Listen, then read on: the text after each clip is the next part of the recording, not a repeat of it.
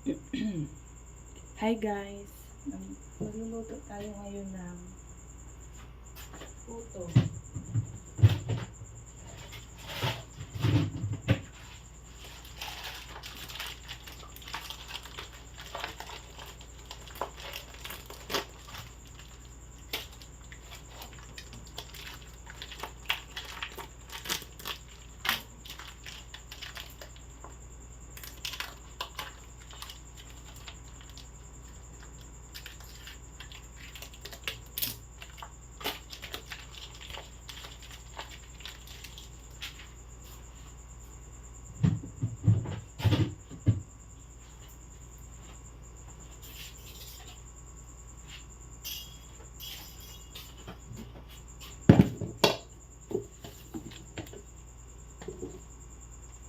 Ito yung ating mga sangkap guys. Gagawa tayo muna ng 1 and 1/4 kilo.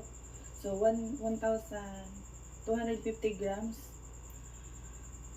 Tapos gagamit tayo dito ng baking powder. Ayan, calumet ang gamit ko. So since 1 and 1/4 siya, kaya magiging 10 tablespoons.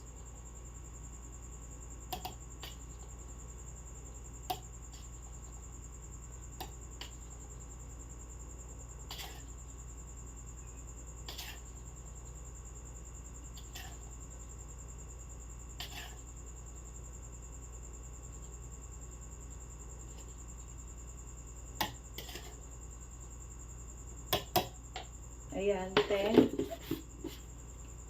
Importante yung baking powder kasi pag nagkulang kayo guys, papalpak ang inyong puto.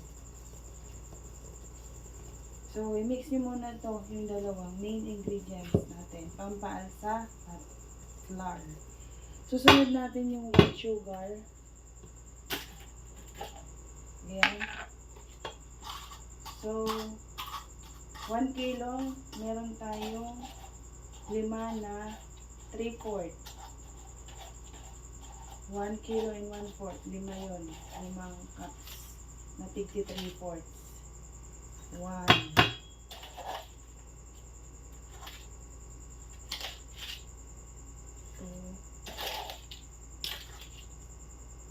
3, 5.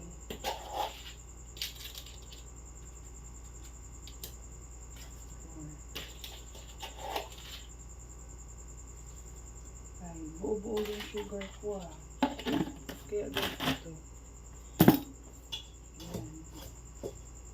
Okay. Mix nyo lang. Since maliit yung aking mixing bowl, kaya ganito lang ang kasya. So, 1 and 1/4. Okay na yung tatlong ingredients. Sunod natin ang powder milk. So, ito yung powder milk natin na ginagamit.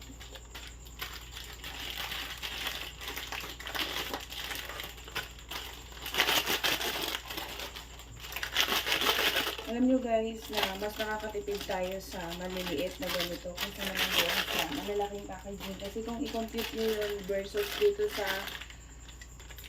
nakatingi, mas maganda to guys, naka-budget na yung inyong gagamitin. Na-try ko kasi bumili, napamahal pa ako. Malaki na nga, napamahal pa ako. So, balik ako dito sa twin pack.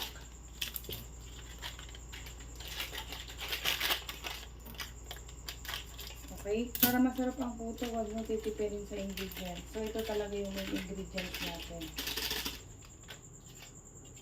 Ihalo ulit.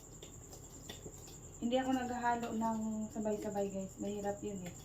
Mahirap haluin na nandyan na lahat. Okay.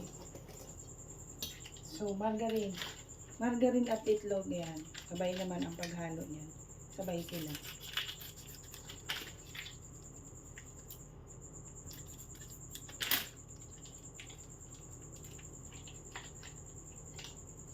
So,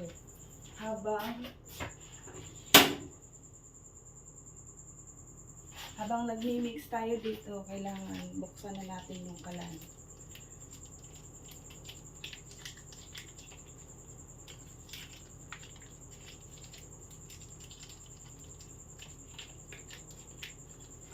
Mas madali ito guys, yung puto cheese. Kasi, halo lang tayo dito ng halo.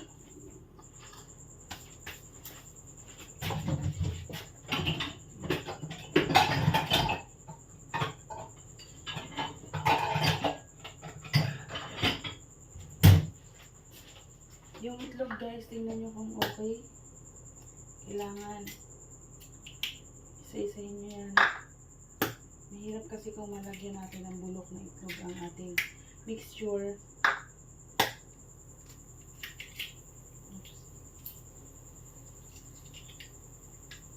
So, bago ako nag-prepare dito guys, naglinis muna ako dito sa table. Ayan, para maganda tingnan. So, hindi natin yan nagagawa ng isang araw, maglinis, magluto. Kasi, napapagod din tayo. So, yung gawa kahapon, leche plan, kaya mas mahirap yun. Ayan, i-mix na natin to bago natin i-add yung tubig.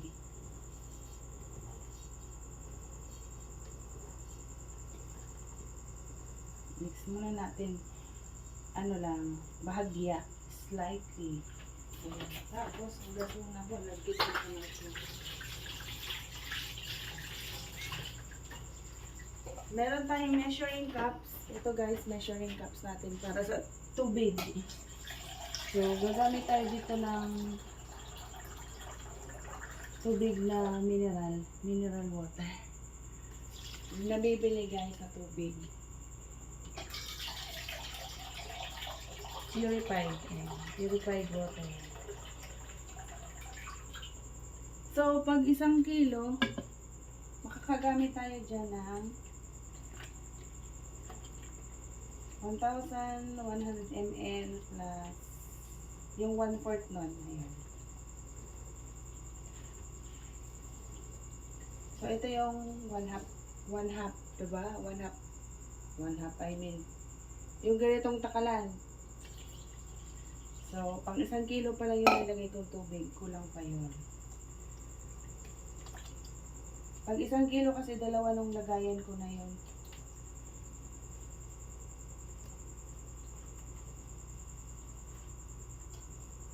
Kailangan sa ilalim nyo kunin ang flour kasi dry pa yon sigurado. Dahil marami tayong halo. Ayan. Maraming timplahan.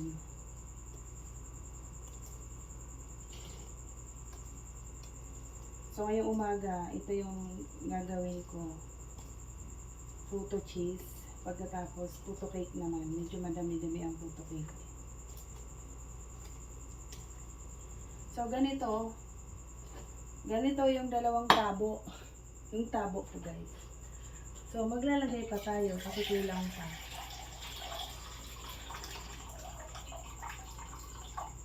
Okay. Tingnan natin. Depende kasi yan sa ating flour. Kalahati na lang ang nilagay ko kasi 1/4 kilo, diba? 1 and 1/4 kilo.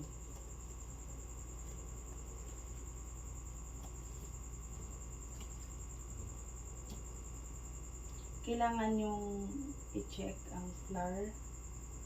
May maitim. I-check nyo yung flour nyo. Habang hinahalo nyo, baka may buo-buo.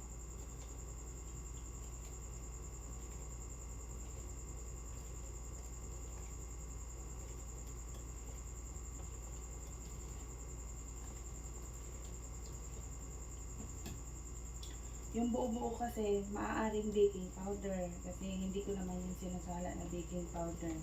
Flour lang talaga. At saka yung ating margarine. Dalawa lang yan guys na pwedeng buo-buo dyan sa inyong flour. Durugin po ninyo yan. Kasi pag baking powder, maalat-alat na mapait yan eh. Mapakla pala. Yan.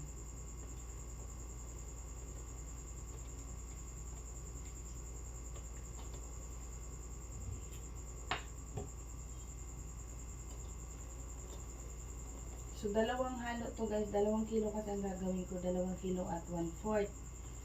So, dalawang mixing bowl. So, pinakita ko lang sa inyo dito yung sa 1 and 1/4. Ayan. Tapos, ready na yan. Lulutuin na lang natin. Oh, hindi naman ganun katagal maghalo ng mixture ng puto. Sa ganitong part, nag-add na lang ako ng water, paunti-unti, yung sa last part. Ayaw ko yung puto na nagka-crack. Yan. Gusto ko naman yung puto na umuumbok lang siya guys, wala siyang crack. Yun. Ready na to. Oh. Ganyan dapat ang consistency. Pero kung gusto niyo yung nagka-crack, bawasan nyo pa yung liquid. Since hindi ako ganun gumawa, hindi ko alam kung gaano kadami ang tubig sa ganung klaseng puto. Okay? Ito lang yung sa akin. So, pag halimbawa, dinagdagan nyo pa yun ng tubig, lagpas dito sa sukat ko, yung puto nyo, maalsa siya, pero mag-flat yan. Mag-flat. So, yun lang muna guys. Thanks for watching. At ako'y magluluto. Ganun lang kung paano ko timplahin yung puto. Thank you.